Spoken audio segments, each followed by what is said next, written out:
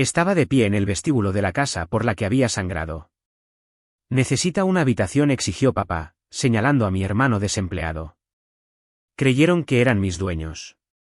Yo solo sonreí, cerré el cerrojo de seguridad e inicié una maniobra legal y financiera que les costaría todo. Aquí es donde la historia realmente comienza, y no querrás perderte lo que sucede. Asegúrate de estar suscrito para verla hasta el final. Siempre tenemos curiosidad. ¿Desde qué parte del mundo nos están viendo hoy? Háganoslo saber en los comentarios. El silencio era lo más caro que poseía.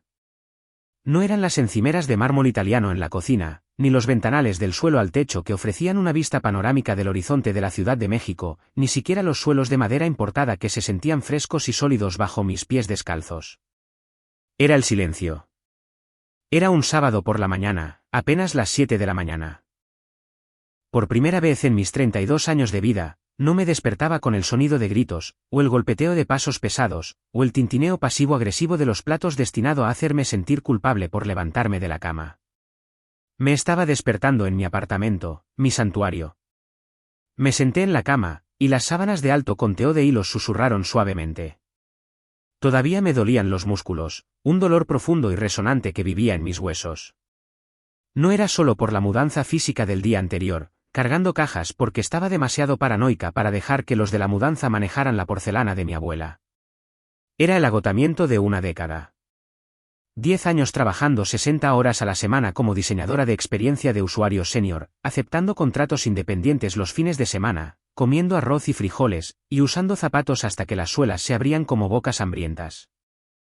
Me había privado de alegría durante 10 años para comprar este silencio. Bajé las piernas de la cama y caminé hacia la cocina. El sol apenas asomaba sobre los rascacielos vecinos, pintando mi sala de estar en tonos dorados y rosa suave. Puse en marcha la cafetera, el suave murmullo, el único sonido en el mundo. Cerré los ojos, inhalando el aroma del tueste oscuro, sintiendo una profunda sensación de seguridad apoderarse de mí. Finalmente era intocable. Entonces comenzaron los golpes. No fue un toque educado. Fue un golpeteo fuerte y autoritario que hizo vibrar la pesada puerta de roble en su marco. ¡Pum, pum, pum! Se me encogió el estómago. Ese golpe. Conocía ese golpe. Era el ritmo de mi infancia. El sonido de las exigencias. El sonido de, abre.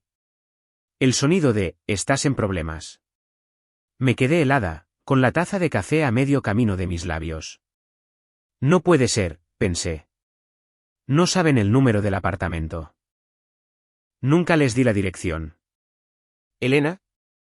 La voz estaba amortiguada por el aislamiento acústico, pero era inconfundible.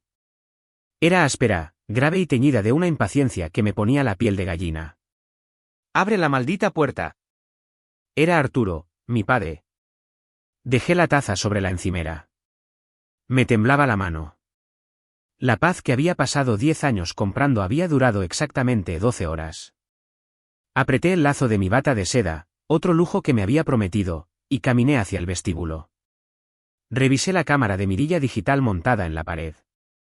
La pantalla cobró vida, revelando una vista distorsionada y de ojo de pez del pasillo. Allí estaban. Arturo estaba de pie, al frente y en el centro, vistiendo su chaqueta de negocios, un saco de tuit desgastado que solo usaba cuando intentaba intimidar a alguien o pedir dinero. Tenía la cara enrojecida, probablemente por gritarle al conserje de abajo para que lo dejara subir. Y recostado contra la pared detrás de él, mirando su teléfono con absoluta indiferencia, estaba Fernando, mi hermano mayor. Tenía 35 años, llevaba una sudadera con capucha que parecía no haber sido lavada en un mes. Y tenía 3 maletas grandes y 2 bolsas de basura repletas de ropa apiladas a sus pies. Miré la pantalla, conteniendo la respiración. Esto no era una visita. Esto era una invasión. Quité el cerrojo de seguridad, y el clic metálico sonó como un disparo en el silencioso apartamento. No abrí la puerta de inmediato. Respiré hondo, protegiéndome, poniéndome la máscara de Elena, la personalidad fría y profesional que usaba en las salas de juntas para callar a los arrogantes ejecutivos de tecnología. Abrí la puerta. Arturo no dijo hola. No dijo, felicidades por el nuevo lugar. Ni siquiera me miró a los ojos. Simplemente hizo un gesto vago hacia Fernando. Ya era hora, gruñó Arturo, pasando a mi lado para entrar en el vestíbulo sin una invitación.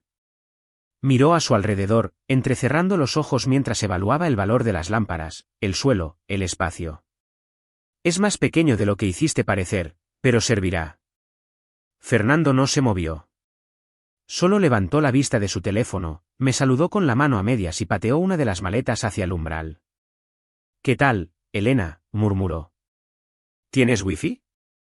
Se me acabaron los datos. «¿Qué es esto?», pregunté, mi voz firme, aunque mi corazón martilleaba contra mis costillas como un pájaro atrapado. «¿Papá? ¿Fernando? ¿Qué están haciendo aquí?». Arturo se volvió hacia mí, su rostro se contorsionó en esa expresión familiar de autoridad desdeñosa. «¿Qué parece?».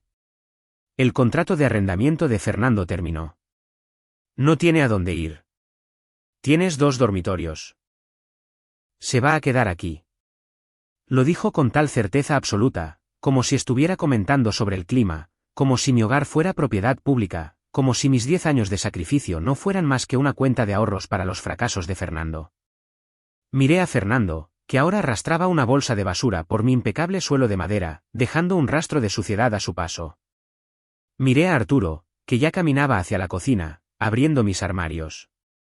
La traición me golpeó más fuerte que el agotamiento. No era solo que estuvieran aquí. Era la suposición de que yo existía únicamente para recogerlos cuando cayeran. «No está de visita», Elena gritó Arturo desde mi cocina, tomando una manzana de mi frutero y dándole un mordisco fuerte y crujiente. «Se muda. ¿Vas a dejar que viva aquí?». La traición fue peor que el diagnóstico de una enfermedad terminal. Fue la revelación de que para ellos, yo no era más que un organismo anfitrión.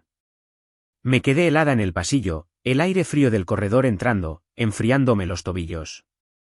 Fernando había logrado meter 2 de las maletas y ahora luchaba con un contenedor de plástico que parecía estar unido por cinta adhesiva y esperanza. «Cuidado con los suelos», dije, las palabras saliendo automáticamente. Fernando me ignoró. Dejó caer el contenedor con un fuerte golpe, rayando el acabado de la entrada. Ni siquiera miró hacia abajo. «Entonces, ¿cuál es mi habitación?». «Papá dijo que la segunda tiene vista al parque». «Necesito luz natural si voy a concentrarme en mi carrera como streamer». Parpadeé, la absurdidad de la declaración me invadió. «¿Carrera como streamer?». «Fernando, no has tenido un trabajo desde el incidente de la gasolinera hace 3 años». «Estoy construyendo una marca», Elena se burló, finalmente mirándome con esos ojos caídos y llenos de derecho. «No lo entenderías. Eres solo una godínez». Arturo regresó al vestíbulo, masticando la manzana ruidosamente. Miró el equipaje, luego a mí. «No te quedes ahí parada, Elena. Ayuda a tu hermano con las maletas. Le duele la espalda». «No lo voy a ayudar», dije, finalmente entrando por completo en la habitación y cerrando la puerta principal, pero sin echar el cerrojo. Necesitaba una ruta de escape, o quizás una ruta de eyección. Y él no se va a quedar aquí. Me mudé ayer. Ni siquiera he desempacado mi propia ropa. El rostro de Arturo se oscureció.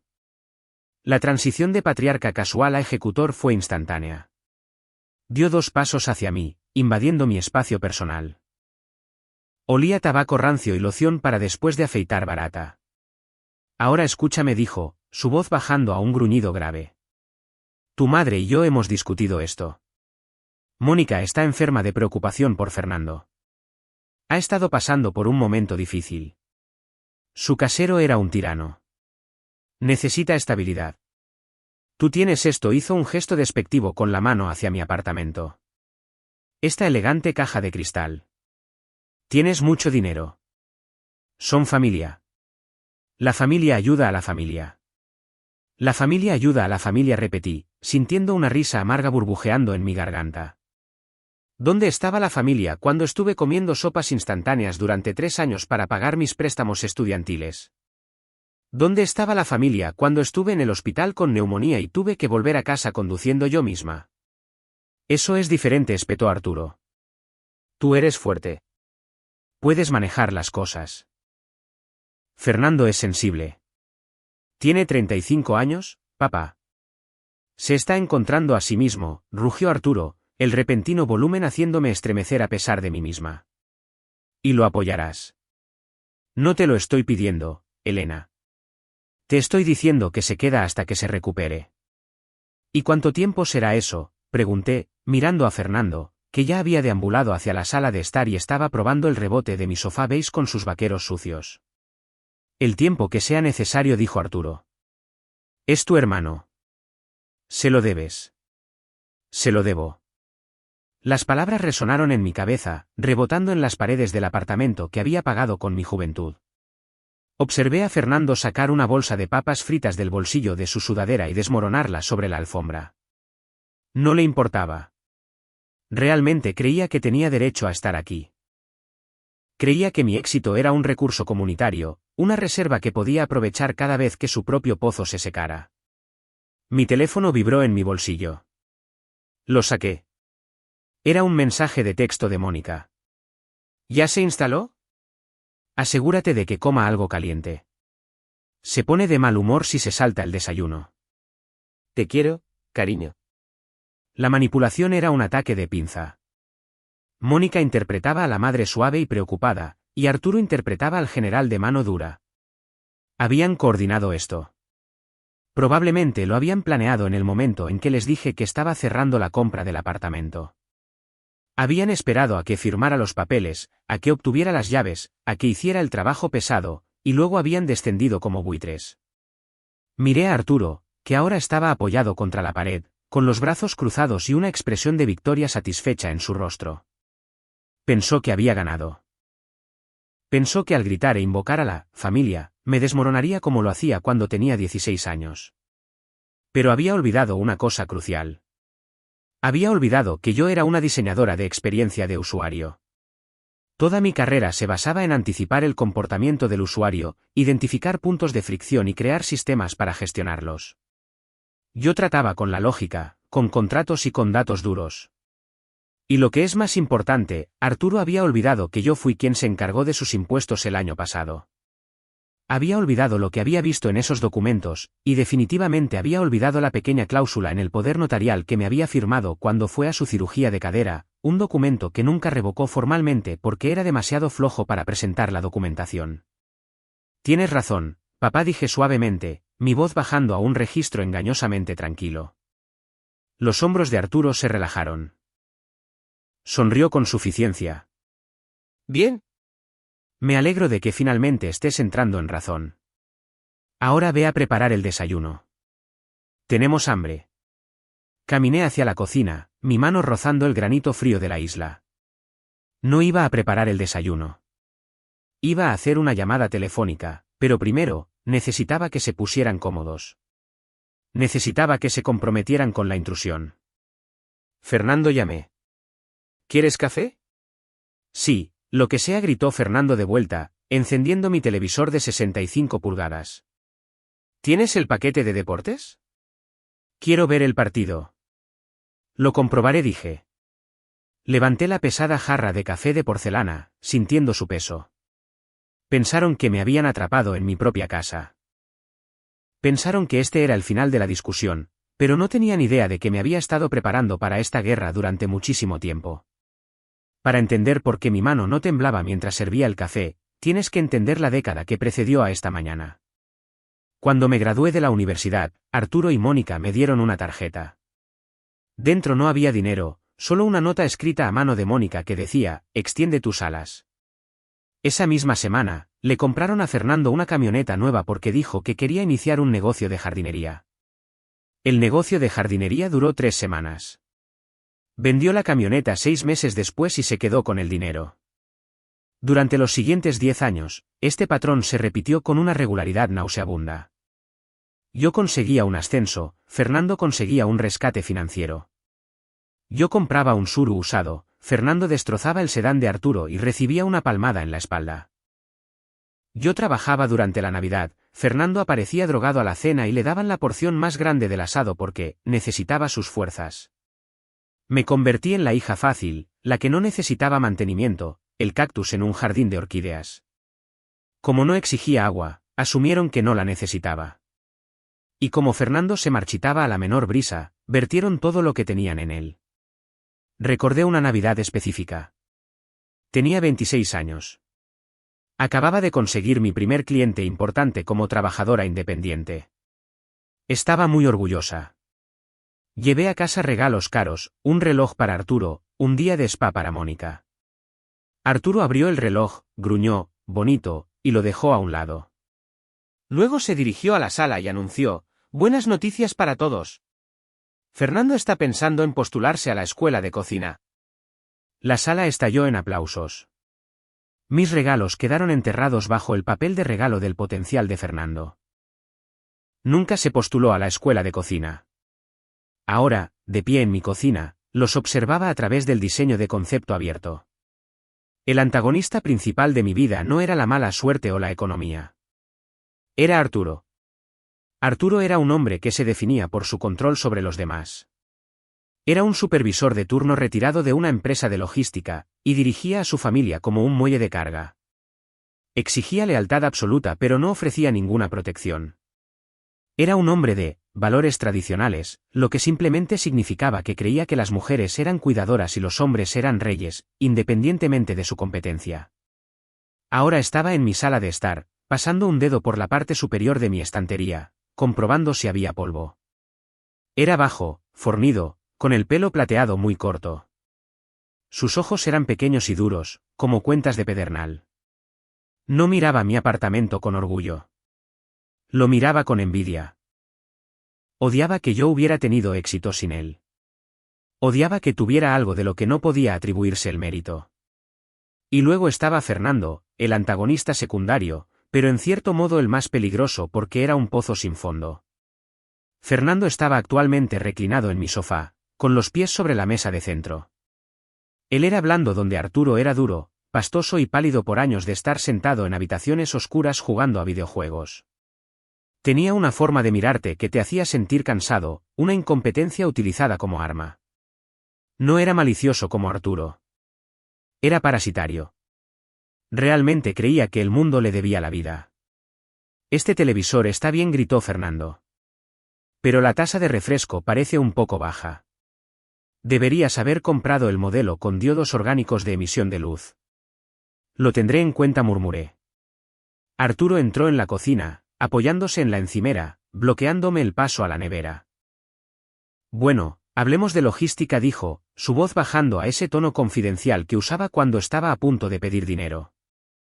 «Fernando va a necesitar una mensualidad». Me quedé helada. ¿Una qué? Una mensualidad, dijo Arturo como si explicara la gravedad a un niño pequeño. No puede buscar trabajo si está preocupado por comprar pasta de dientes o el pasaje del metro. ¿Tú ganas cuánto? ¿6 cifras? Ahora, puedes permitirte darle 18.000 pesos al mes, solo hasta que se recupere. 18.000 pesos al mes, repetí. ¿Y alquiler y comida gratis? No seas coda, Elena. ¿No te queda bien? Arturo extendió la mano y me dio una palmadita en la mejilla. Fue un gesto degradante y posesivo. Lo has hecho bien, pero no olvides de dónde vienes. Solo estás aquí porque te apoyamos. La mentira fue tan audaz que casi me dejó sin aliento. No habían pagado ni un céntimo de mi universidad. No habían sido mi aval en mis préstamos. Había comido avena para cenar durante 3 años. ¿Y si digo que no? Pregunté. El rostro de Arturo se endureció al instante. La máscara del padre benévolo se deslizó. Entonces eres una mocosa malagradecida que odia a su familia. Y me aseguraré de que todo el mundo lo sepa. Mónica ya está enfadada contigo por no haberte ofrecido antes. No le rompas el corazón, Elena. Si echas a tu hermano a la calle, su sangre estará en tus manos. Se inclinó más cerca. Además, eres una mujer soltera viviendo sola en la ciudad. Necesitas un hombre en casa para que te proteja. Miré a Fernando, que en ese momento intentaba sacar un cheeto de entre los cojines de mi sofá. ¿Protección? Claro, dije. Protección. Recogí la bandeja con las tazas de café. ¿Por qué no nos sentamos? Tengo algo que mostrarles. Así está mejor. Arturo sonrió, pensando que me había quebrado. ¿Ves? No es tan difícil ser una buena hermana. Entré en la sala de estar y dejé la bandeja sobre la mesa de centro, justo al lado de los pies sucios de Fernando. Los miré a los dos, el tirano y el parásito, cómodos en mi espacio, consumiendo mis recursos, planeando agotarme durante la próxima década. Me senté en el sillón frente a ellos. Crucé las piernas. Tomé un sorbo de mi café. En realidad, dije, mi voz nítida y profesional, antes de discutir la mensualidad, hay un pequeño asunto administrativo que debemos aclarar. ¿Qué asunto?, preguntó Fernando, con la boca llena de papas fritas. El asunto de la escritura de propiedad, dije. Y el asunto de la investigación por fraude hipotecario con respecto a la casa en la que tú y mamá viven actualmente, Arturo. Arturo se quedó quieto, el color desapareciendo de su cara rubicunda. ¿Qué has dicho?, susurró. Dije, sonreí, que tenemos que hablar. El silencio que siguió a mi declaración fue diferente del silencio pacífico con el que me había despertado. Este era un vacío pesado y sofocante, del tipo que succiona el oxígeno de una habitación justo antes de una explosión. El rostro de Arturo pasó por una compleja serie de microexpresiones, primero, la conmoción boquiabierta de ser desafiado, luego, el rápido parpadeo del cálculo, finalmente, la máscara asentada de negación agresiva. No seas ridícula, espetó Arturo, aunque su voz carecía de su estruendo anterior. Cambió de peso, girando su cuerpo ligeramente lejos de mí, una postura defensiva que reconocí de 1000 reuniones de junta. No sabes de lo que estás hablando. Llevo mis asuntos de forma limpia. Ah, sí, pregunté, manteniendo mi tono conversacional. Porque cuando presenté tus impuestos hace 3 años, noté algunas discrepancias interesantes en tus declaraciones, ingresos por alquiler de una propiedad que no posees. Y luego estaba la solicitud de refinanciación que me pediste que revisara el año pasado, esa que de repente decidiste no presentar una vez que empecé a hacer preguntas sobre la sección de verificación de ingresos. Fernando miró de uno a otro, con un trozo de papa a medio masticar visible en su boca abierta. ¿De qué está hablando, papá? ¿Qué ingresos por alquiler? Cállate, Fernando, espetó Arturo. Volvió a mirarme con furia. Estás fanfarroneando. Estás tratando de distraer del hecho de que estás abandonando a tu familia. Esto es sobre Fernando. No es sobre mis finanzas. Todo está conectado, Arturo, dije. Me levanté. Voy a mi oficina a imprimir algo. Mientras no estoy, te sugiero que pienses muy cuidadosamente sobre cuánto quieres que el SAT o el banco sepan sobre tu contabilidad creativa. Y Fernando, quita los pies de mi mesa. Esa mesa de centro cuesta más que tus últimos 3 coches juntos. No esperé una respuesta.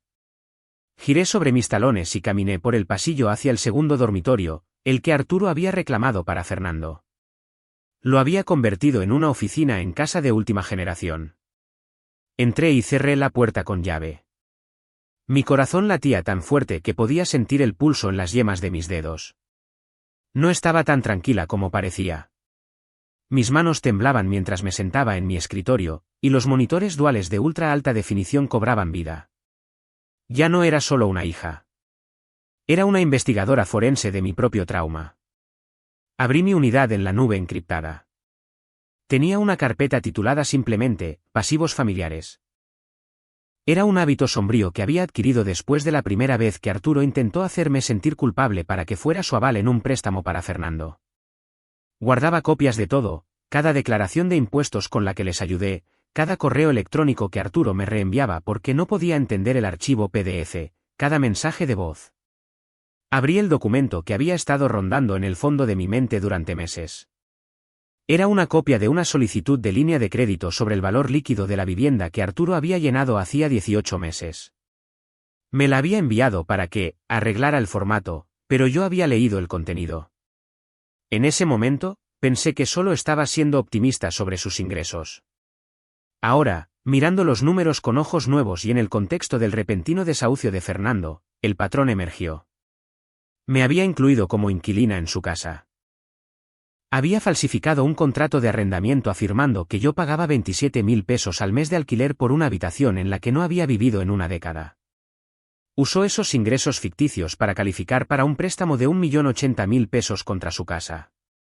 Abrí los registros públicos del catastro en mi segundo monitor. El préstamo había sido aprobado y desembolsado. La pregunta era, ¿a dónde fue el 1.080.000 pesos? Su casa no había sido renovada. Mónica todavía conducía su sedán de 12 años. Arturo se quejaba del precio de la leche. Empecé a teclear, mis dedos volando sobre el teclado mecánico. No solo estaba mirando números, estaba trazando un viaje de usuario. El usuario era Arturo. El objetivo era facilitar la vida a Fernando. El punto de fricción era la falta de efectivo. Inicié sesión en un servicio de investigación de antecedentes que usaba para revisar a trabajadores independientes. No era barato, pero era exhaustivo. Hice una búsqueda sobre Fernando. Los resultados aparecieron en minutos. Multas por exceso de velocidad, una sentencia de un juzgado civil menor de un casero, y luego una entrada más oscura de hacía 14 meses, un pago de acuerdo a un grupo de gestión de propiedades por daños a una unidad de alquiler. La cantidad era asombrosa. Conecté los puntos. La fecha del acuerdo coincidía con el desembolso del préstamo de Arturo casi en la misma semana. Arturo no solo había cometido fraude hipotecario para arreglar su tejado. Había cometido fraude para pagar que Fernando destruyera un apartamento, y había usado mi nombre para hacerlo. Cogí mi teléfono y llamé a David, un abogado corporativo con el que había trabajado en la adquisición de una startup anterior. Elena, respondió David al segundo timbre. Es sábado. Más te vale que llames para decirme que estás en un brunch. Necesito que mires un documento, dije, mi voz de acero. Y necesito saber el plazo de prescripción para el fraude bancario que involucra un contrato de arrendamiento falsificado. Hubo una pausa en la línea. Elena, ¿qué hicieron? Intentaron robarme el futuro, David, susurré. Otra vez. Pero esta vez, tengo las pruebas. Salí de la oficina 20 minutos después con una sola hoja de papel en la mano. La atmósfera en la sala de estar había cambiado. Fernando se había movido del sofá al sillón reclinable, y había abierto un refresco, mi refresco italiano importado que guardaba para ocasiones especiales. Arturo caminaba de un lado a otro junto a la ventana, murmurando en su teléfono móvil. Cuando me vio, colgó abruptamente. Finalmente se burló Arturo. ¿Terminaste de jugar a la secretaria? Mira, Elena, he estado pensando. Podemos llegar a un acuerdo. Fernando puede tomar el dormitorio más pequeño. Ni siquiera sabrás que está aquí. Incluso te daré unos miles de pesos para la despensa. Estaba tratando de pivotar. Estaba tratando de recuperar la ventaja aparentando ser razonable. Era una táctica de negociación clásica, ofrecer una concesión que no te cuesta nada para distraer de la demanda que le cuesta todo a la otra persona. No hay ningún acuerdo, Arturo, dije. No lo llamé papá. No podía. Y Fernando no se va a mudar al dormitorio más pequeño. No se va a mudar en absoluto. Ya lo discutimos, gritó Arturo, su rostro enrojeciendo de nuevo. Soy tu padre. Yo decido quién. Decidiste cometer un delito grave, interrumpí, mi voz cortando su fanfarronería como un escalpelo. Caminé hacia la mesa de centro y coloqué el papel boca arriba. Era una impresión del contrato de arrendamiento que había falsificado. Mi firma, en bucles y temblorosa, no se parecía en nada a mi caligrafía real. ¿Te resulta familiar?, pregunté. Arturo miró hacia abajo. Se quedó helado. Sus ojos se hincharon ligeramente, y dio un rápido e involuntario paso hacia atrás. Yo. No sé qué es eso, tartamudeó. Es el contrato de arrendamiento que presentaste a Ban Norte hace 18 meses, dije, acercándome a él. Afirma que vivo en tu sótano. Afirma que te pago alquiler. Afirma que soy una fuente de ingresos para ti. Fernando se inclinó hacia adelante, entrecerrando los ojos para ver el papel. Espera, ¿les estabas pagando alquiler? Entonces, ¿por qué no pude conseguir un coche nuevo? No les estaba pagando nada, Fernando, dije, sin apartar la vista de Arturo. Lo falsificó. Usó mi nombre y mi historial crediticio para engañar a un banco para que le diera 1.080.000 pesos. El rostro de Arturo pasó del rojo a un gris pálido y enfermizo. Era solo papeleo, Elena. Todo el mundo maquilla un poco los números. Necesitaba el préstamo para arreglar los cimientos. La casa se estaba asentando. Era por la seguridad de tu madre. Los cimientos, reí, un sonido frío y agudo. ¿Así es como llamamos a Fernando ahora? Saqué mi teléfono y toqué la pantalla, proyectando una imagen en el televisor de 65 pulgadas a través de AirPlay. Era el registro del acuerdo que había encontrado. Pago, 1.053.000 pesos. Receptor, Inmobiliaria Robles. Referencia, daños y acuerdo para el inquilino Fernando Miller. No arreglaste la casa, Arturo, dije, señalando la pantalla. Pagaste al complejo de apartamentos que Fernando destrozó el año pasado para que no lo demandaran. Sacaste un préstamo de 1.080.000 pesos, poniendo tu propia casa y la casa de mamá en riesgo de ejecución hipotecaria solo para limpiar otro de sus desastres. Fernando se quedó en silencio. Bajó la lata de refresco por primera vez. Parecía genuinamente incómodo. No culpable, solo incómodo de que sus secretos se estuvieran ventilando en resolución de ultra alta definición. Me dijiste que ese dinero venía de una herencia del tío Jorge, murmuró Fernando, mirando a su padre. No importa de dónde vino, gritó Arturo, agitando los brazos frenéticamente. Hice lo que tenía que hacer para proteger a esta familia. Algo que tú no entenderías, Elena, con tu corazón frío y tus muebles elegantes. Salvé a tu hermano de una demanda. Lo consentiste, grité de vuelta, la compostura finalmente rompiéndose. Robaste mi identidad para rescatarlo. ¿Te das cuenta de que si no pagas ese préstamo lo que harás porque no tienes ingresos para pagarlo, el banco se quedará con tu casa? ¿Te das cuenta de que cometiste fraude en mi nombre? Nunca dejaría de pagar, gruñó Arturo. Lo tengo bajo control. Ah, sí, repliqué. Porque también revisé los registros del catastro para eso, Arturo. Llevas 3 meses de retraso en la hipoteca. Estás en etapa de ejecución hipotecaria preliminar. El silencio que siguió fue absoluto. Arturo parecía como si le hubieran dado un puñetazo en el estómago. Se desplomó contra la pared, la lucha se le escapaba. Tú. Revisaste la hipoteca, susurró. Lo reviso todo, dije. Soy una diseñadora de experiencia de usuario. Busco sistemas rotos, y esta familia. Es el sistema más roto que he visto en mi vida. Arturo me miró, sus ojos suplicantes por primera vez, no con amor, sino con desesperación. Elena, si se quedan con la casa, ¿a dónde irá tu madre? No lo sé, dije. Pero no vendrá aquí con Fernando. Tienes que ayudarnos, dijo Arturo, su voz temblando. Tienes dinero. Puedes pagar los atrasos. Puedes arreglar esto. Si no lo haces, Mónica se enterará. ¿No lo sabe?, pregunté, aunque ya sabía la respuesta. Cree que el dinero vino de una bonificación, admitió Arturo, mirando al suelo. Cree que la hipoteca se paga automáticamente. Si se entera de que hipotequé la casa y la perdí, la matará. Me miró, con los ojos húmedos. Por favor, Elena. Por tu madre. Solo deja que Fernando se quede aquí. Déjame ahorrar el dinero que gastaría en su alquiler para ponerme al día con la hipoteca. Es la única manera. Era la máxima manipulación por culpabilidad. Estaba usando su propia incompetencia y engaño como rehén. Estaba usando la seguridad de mi madre como rehén a punta de pistola y diciéndome que yo era la que apretaba el gatillo. No. La palabra quedó suspendida en el aire, simple y devastadora. La expresión lastimera de Arturo se desvaneció en un instante, reemplazada por un gruñido de pura rabia. Pequeña bruja egoísta. ¿Dejarías que tu madre se quedara sin hogar? ¿Dejarías que tu hermano se muriera de hambre? No voy a dejar que nadie se muera de hambre, dije, cruzando los brazos. Fernando es un hombre de 35 años. Puede conseguir un trabajo. Puede trabajar en un supermercado. Puede trabajar en un almacén. Puede hacer lo que yo hice, trabajar. Tiene ansiedad, gritó Arturo. No puede hacer esos trabajos. Y yo tengo una hipoteca, grité de vuelta. Y una carrera y una vida que construí sin robarle a nadie.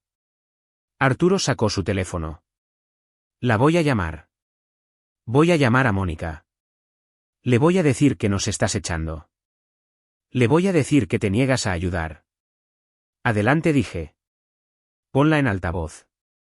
Arturo hizo una pausa, con el pulgar suspendido sobre la pantalla. No se lo esperaba. Esperaba que yo cediera para proteger a Mónica de la verdad, pero no se dio cuenta de que ya no estaba dispuesta a protegerla de la realidad. Marcó. El tono de llamada resonó en la tensa habitación. ¿Arturo? La voz de Mónica llegó, pequeña y dulce. ¿Ya se instalaron los chicos? ¿Elena les preparó el desayuno? Mónica, dijo Arturo, su voz quebrándose teatralmente. Mónica, nos está echando. Elena. Se niega a ayudar a Fernando. Lo va a mandar a un albergue. Lo observé manipularla en tiempo real. Era repugnante. ¿Qué? Mónica sonaba confundida, su voz temblorosa. Elena, cariño, ¿es eso cierto? No le harías eso a tu hermano. Somos familia. Mamá, dije, acercándome al teléfono. Arturo no te está contando toda la historia. Pregúntale por el 1.080.000 pesos. Mamá, pregúntale por la segunda hipoteca que sacó sobre tu casa sin decírtelo. No la escuches, gritó Arturo al teléfono. Está mintiendo. Está tratando de confundirte. ¿Segunda hipoteca? La voz de Mónica era débil. Arturo, ¿de qué está hablando? Dijiste que la casa estaba pagada hace años. Yo. La resistencia de Arturo comenzó a desmoronarse. Ya no podía hacer malabares con las mentiras. Falsificó mi firma, mamá, dije claramente. Cometió un delito grave. Y ahora el banco amenaza con quitarles la casa porque le dio todo el dinero a Fernando para pagar por el apartamento que Fernando destruyó. Eso es mentira, gritó Fernando desde el sillón reclinable, levantándose. Fue un accidente. El incendio fue un accidente. ¿Le prendiste fuego al apartamento?, gritó Mónica. Fernando, me dijiste que solo rompiste un contrato de arrendamiento. El caos estaba escalando. Estaba viendo implosionar el ecosistema de mentiras cuidadosamente construido en el que vivía mi familia. Arturo colgó el teléfono. Me miró con puro odio. ¿Contenta ahora? Has disgustado a tu madre. Le has roto el corazón. Tú rompiste su confianza, corregí.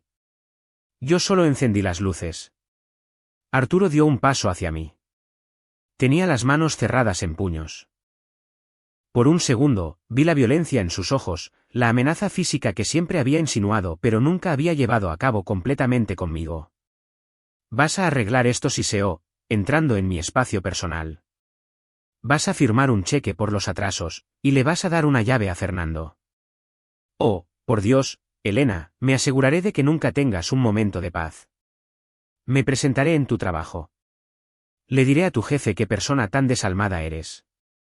Haré una protesta en la acera fuera de este edificio. No me inmuté. No di un paso atrás. Si das un paso más, Arturo, dije, mi voz bajando a una calma aterradora, no solo me negaré a ayudar. Llamaré a la policía ahora mismo y denunciaré la falsificación. Haré que te arresten por robo de identidad y fraude bancario. Irás a la cárcel. Y Fernando, miré a mi hermano, que se encogía contra la pared, te demandaré por daño moral, y me aseguraré de que todos los caseros del estado sepan lo del incendio. Nunca volverás a alquilar. No lo harías, desafió Arturo, aunque dejó de moverse. No enviarías a tu propio padre a la cárcel. Miré al hombre que me había llamado egoísta durante 10 años mientras me robaba a ciegas. Miré al hombre que priorizaba la pereza de su hijo sobre mi supervivencia.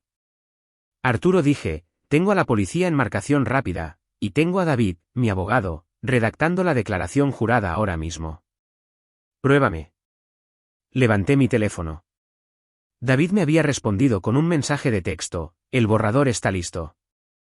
¿Quieres que presente la denuncia policial o que espere tu señal? Le mostré la pantalla a Arturo. Tienen 5 minutos para recoger a tu hijo, recoger sus maletas y salir de mi apartamento, dije.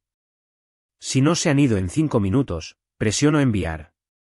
Arturo miró el teléfono. Miró los papeles sobre la mesa. Miró la determinación en mis ojos. Se dio cuenta, finalmente, de que el banco de Elena estaba cerrado.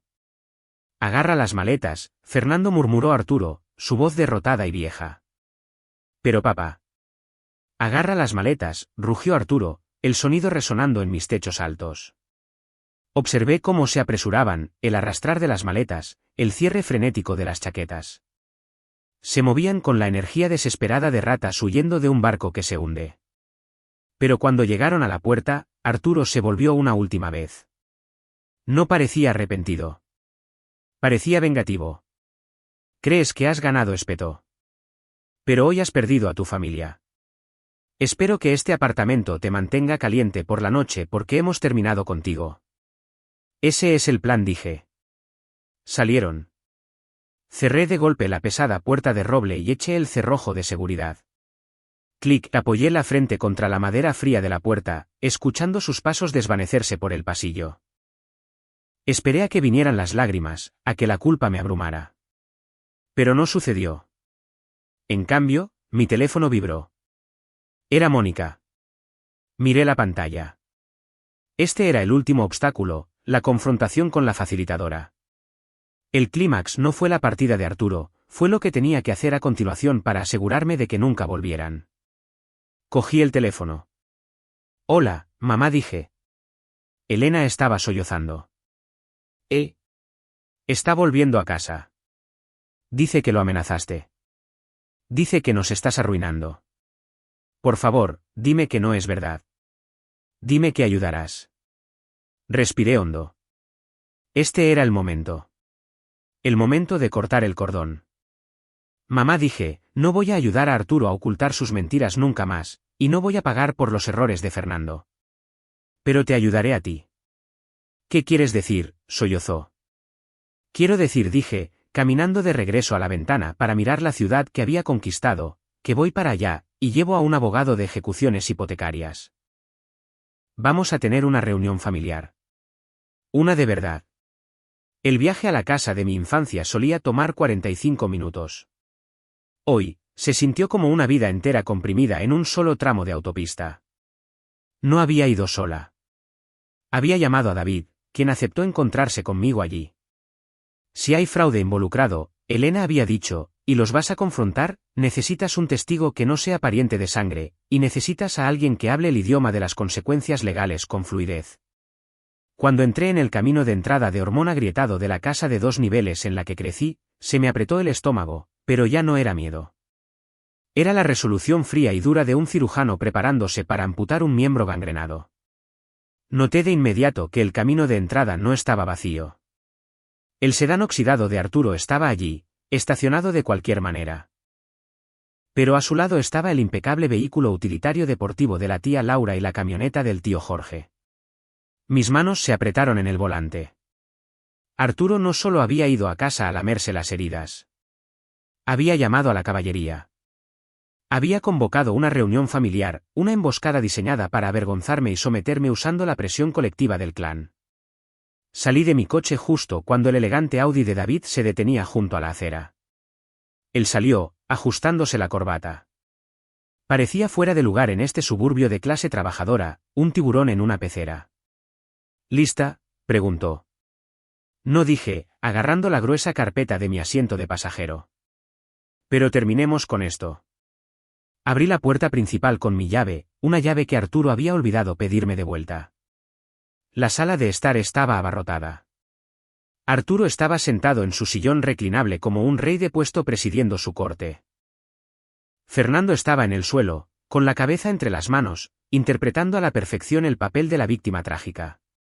Mónica estaba sentada en el sofá, agarrando un pañuelo de papel, pálida y aterrorizada. Y flanqueándolos estaban la tía Laura, la hermana mayor de Arturo, la matriarca de las manipulaciones por culpa, y el tío Jorge. La conversación se detuvo en seco cuando entré. Ya está aquí, anunció Arturo, señalándome con un dedo tembloroso. La hija que vería a su propia familia en la calle. La tía Laura se levantó, su blusa de flores crujiendo. Tenía el tipo de cara que estaba permanentemente fijada en una mueca de juicio. Elena regañó, su voz goteando piedad decepcionada. Tu padre nos llamó. Nos lo contó todo. Cómo te negaste a dejar que tu hermano se quedara en tu habitación de invitados vacía. Cómo los amenazaste. Yo te cambié los pañales, jovencita. Esperaba más de ti. No sabes ni la mitad, Laura, intervino el tío Jorge, cruzando sus gruesos brazos. Abandonar a la familia. Cuando tienes tanto, es pecaminoso. Los miré. El tribunal de Arturo. No tenía ni idea de que estaban defendiendo a un criminal. No vine aquí a discutir contigo, tía Laura, dije, mi voz firme. Y traje a mi abogado. Señalé a David, quien dio un paso adelante y asintió cortésmente, como un tiburón. Buenas tardes. Un abogado, rió Arturo, un sonido desesperado y quebrado. ¿Trajiste un abogado a la casa de tu madre? ¿Lo ven? Miren qué fría es. Traje un abogado porque se ha cometido un delito, dije, caminando hacia el centro de la habitación. No me senté. Me mantuve erguida. Y ya que invitaste a una audiencia, Arturo, ellos también deberían ver las pruebas. No queremos ver tus mentiras, espetó Laura. Siéntate, Laura, dije. Era la primera vez que le daba una orden. La pura autoridad en mi voz la hizo parpadear y hundirse de nuevo en el brazo del sofá. Me volví hacia Mónica. Parecía pequeña, encogida por el peso de los gritos. Mamá, dije suavemente. Arturo te dijo que no ayudaría. Eso es mentira. Estoy aquí para ayudarte a ti. Pero para hacer eso, necesitas ver lo que Arturo y Fernando han estado haciendo realmente. No lo mires, Mónica, gritó Arturo, lanzándose hacia adelante para agarrar la carpeta que estaba abriendo. David se interpuso entre nosotros. No tocó a Arturo, simplemente ocupó el espacio con una amenaza tan profesional que Arturo retrocedió. Señor Miller, dijo David con calma, yo no haría eso. Interferir con la revelación de pruebas sobre fraude bancario podría interpretarse como obstrucción de la justicia. Arturo se quedó helado. La palabra, fraude, quedó suspendida en el aire como humo. Le entregué el primer documento a Mónica. Esta es la escritura de la casa, mamá. O más bien, el gravamen sobre ella. Mónica tomó el papel con manos temblorosas. ¿Qué? ¿Qué es esto? Arturo te dijo que la casa estaba pagada en 2018, dije. Lo estaba. Pero hace 18 meses, sacó una línea de crédito sobre el valor líquido de la vivienda de 1.080.000 pesos. Volvió a endeudar la casa. Arturo. Mónica levantó la vista, sus ojos grandes y húmedos. Dijiste que ese dinero era el pago único de tu pensión. Yo. Tenía que hacerlo, tartamudeó Arturo, buscando el apoyo de Laura y Jorge. Los gastos eran altos. La inflación. No lo usó para la inflación, mamá, dije, entregándole el segundo documento. Lo usó para pagar un acuerdo. Mira la fecha. Mónica leyó el acuerdo. Inmobiliaria Robles. Incendio provocado y daños por agua. Fernando Miller. La habitación quedó en silencio absoluto. Incluso la tía Laura jadeó. Fernando, susurró Mónica. Me dijiste que el casero era injusto. Me dijiste que te fuiste por el moho negro. Fernando, el niño de 35 años, se encogió sobre sí mismo. Fue un accidente, mamá. Me quedé dormido con un cigarrillo. No fue gran cosa. Fue un accidente de 1.053.000 pesos, corregí. Y Arturo lo pagó hipotecando tu futuro. Pero esa no es la peor parte, continué, pasando a la última página. Arturo no podía calificar para ese préstamo solo con su pensión. Necesitaba más ingresos. Así que creó un inquilino. Dejé el contrato de arrendamiento falsificado sobre la mesa de centro. Falsificó mi firma, dije, mirando directamente al tío Jorge y a la tía Laura. Cometió robo de identidad contra su propia hija. Le dijo al banco que yo vivía en el sótano pagando 27.000 pesos al mes, y como no ha estado pagando el préstamo, el banco está a 3 semanas de iniciar los procedimientos de ejecución hipotecaria. Ejecución hipotecaria, susurró la tía Laura, llevándose la mano a la boca. Arturo, ¿es esto cierto? Arturo se quedó allí, acorralado. La fanfarronería había desaparecido. La personalidad del rey del castillo se había evaporado, dejando atrás a un anciano asustado y patético que había apostado todo a un hijo que nunca daría frutos. Iba a arreglarlo, susurró Arturo. Si Elena le hubiera dado el dinero a Fernando, si lo hubiera dejado vivir allí, podría haber usado los ahorros para ponerme al día. Es su culpa. Ella tiene el dinero para arreglar esto. No, Arturo, dijo Mónica. Su voz era tranquila, pero cortó el aire de la habitación. ¿Se levantó? Por primera vez en mi vida, vi a mi madre no como un satélite orbitando a Arturo, sino como un planeta propio. Miró los papeles. Miró a Fernando, que se negaba a hacer contacto visual. Miró a Arturo. Arriesgaste nuestro hogar, dijo Mónica, su voz temblando con una rabia que había estado enterrada durante 40 años. Mi hogar. El hogar en el que cría a mis hijos. Lo arriesgaste para encubrirlo a él. Otra vez. Mónica, por favor, suplicó Arturo. Y luego intentaste destruir a tu hija para arreglarlo, continuó Mónica, con lágrimas corriendo por su rostro. Trajiste a todos aquí para humillarla, para intimidarla, para que pagara por tus crímenes. Se volvió hacia mí. Elena, ¿es verdad? ¿El banco se va a quedar con la casa? Podemos detenerlo, dije. David y yo hemos revisado los números, pero la única forma de salvar el valor líquido es vender la casa inmediatamente, antes de que el banco la subaste. ¿Vender la casa?, gritó Arturo. No voy a vender mi casa. No me va a decir qué hacer una. Cállate, Arturo, gritó Mónica. El sonido fue tan impactante que Fernando realmente se estremeció. No tienes elección, espetó Mónica. Porque si no aceptas vender, yo misma llevaré estos papeles a la policía. Testificaré en tu contra. Les diré que falsificaste esa firma. Arturo la miró, atónito. La facilitadora finalmente se había quebrado. El silencio se había roto. Vamos a vender la casa, dijo Mónica, secándose los ojos. Y Fernando, necesitas empacar tus cosas. ¿A dónde voy?, preguntó Fernando, el pánico creciendo en su voz. Mónica lo miró con un desconsuelo doloroso de presenciar. No lo sé, Fernando. Tienes 35 años. Resuélvelo. Las consecuencias fueron rápidas y brutales. Con la ayuda de David, pusimos la casa en venta el lunes siguiente. Como el mercado estaba en auge, recibimos una oferta en efectivo en 48 horas. No era una fortuna, pero después de pagar la línea de crédito sobre el valor líquido de la vivienda, los atrasos originales de la hipoteca y los costos de cierre, quedó suficiente para Mónica, pero no para Arturo. La revelación de la falsificación había destrozado la dinámica familiar irrevocablemente. La tía Laura y el tío Jorge, enfrentados a la prueba innegable de la estupidez criminal de Arturo, se habían retirado a un silencio vergonzoso. No se disculparon conmigo, la gente así nunca lo hace, pero dejaron de atender las llamadas de Arturo. El divorcio no fue amistoso. Mónica, guiada por un fuego que no sabía que poseía, se negó a buscar pensión alimenticia. Solo quería su mitad del valor líquido y su libertad. La ayudé a encontrar un pequeño condominio de un dormitorio en una comunidad para personas mayores a unos 20 minutos de mi apartamento. Era luminoso, limpio y seguro. Por primera vez en su vida, tenía una cuenta de banco a la que solo ella podía acceder. La tarde en que la mudamos, se sentó en su nuevo balcón, bebiendo té. Parecía 10 años más joven.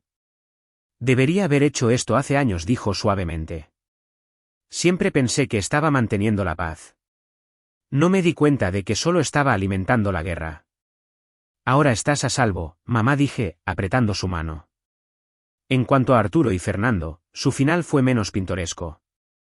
Con la casa vendida y las ganancias divididas, Arturo tomó su mitad y alquiló un apartamento lúgubre de 2 dormitorios en el sur de la ciudad. Se llevó a Fernando con él, por supuesto. No podía evitarlo. Estaban encerrados en una órbita tóxica, 2 hombres ahogándose aferrados el uno al otro. Pero la dinámica había cambiado. Arturo estaba amargado, destrozado y desprovisto de la autoridad que una vez ejerció. Sin una casa sobre la cual gobernar, era solo un anciano enojado con una creciente pila de deudas. Me enteré a través de un primo de que Fernando finalmente consiguió un trabajo. No una carrera, no una marca, sino un trabajo. Estaba reponiendo estanterías en un almacén en el turno de noche. No era mucho, y sabía que odiaba cada segundo. Pero por primera vez en su vida, estaba comiendo comida que él había pagado. La amenaza legal de la falsificación pendía sobre la cabeza de Arturo como una guillotina. Nunca presenté oficialmente la denuncia policial. Mónica me rogó que no lo hiciera, pero guardé la declaración jurada, firmada y notariada, en mi caja fuerte. Me aseguré de que Arturo supiera que existía. Me aseguré de que supiera que un movimiento en falso, una llamada telefónica de acoso, un intento de extorsionar a Mónica y dejaría caer la cuchilla. Esa amenaza nos compró nuestro silencio. 6 meses después de la invasión, estaba sentada en mi apartamento. Era un martes por la noche. Había terminado un proyecto importante para un cliente, y el apartamento estaba lleno del suave resplandor ambiental de las luces de la ciudad. Caminé hacia mi cocina, mi hermosa y limpia cocina, y serví una copa de vino. Caminé hacia la sala de estar y me senté en el sofá. Miré el lugar donde Fernando había puesto sus pies sucios.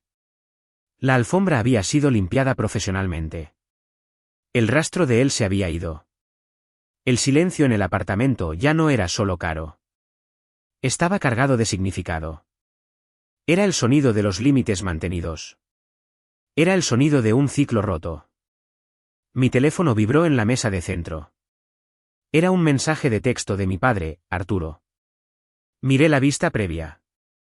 Elena, es tu padre. El coche de Fernando se averió. Solo necesitamos 9.000 pesos para que funcione y pueda ir a trabajar. Por favor, sé razonable. No sentí ira.